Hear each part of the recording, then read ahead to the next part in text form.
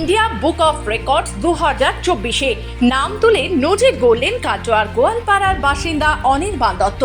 16 জুলাই হরিয়ানাতে অনুষ্ঠিত অনলাইন ভিডিওর মাধ্যমে সর্বোচ্চ 45 সেকেন্ড ওম শব্দের উচ্চারণের জন্য সর্বভারতীয় স্তরে রেকর্ড করে ইন্ডিয়ান বুক অফ রেকর্ডসের নাম তুলেন তিনি।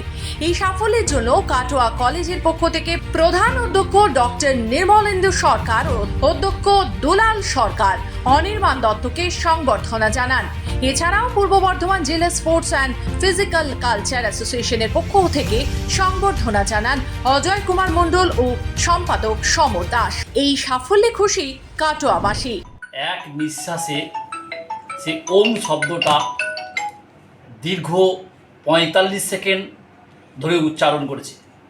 ফলস্বরূপ ইন্ডিয়া বুক অফ রেকর্ডসে তার নাম উঠেছে 2024-এ।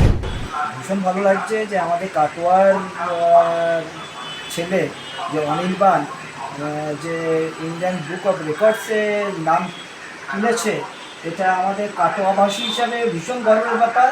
তার সাথে সাথে আমরা পূর্ব বর্ধমান জেলার ক্রীড়া সংস্থার তরফ থেকে আমরা আনন্দিত। আচ্ছা, আমরা সবাই জানি যে যোগাসন এবং প্রাণায়ামের অন্যতম একটা প্রধান অংশ হচ্ছে যে ওম শব্দ উচ্চারণ।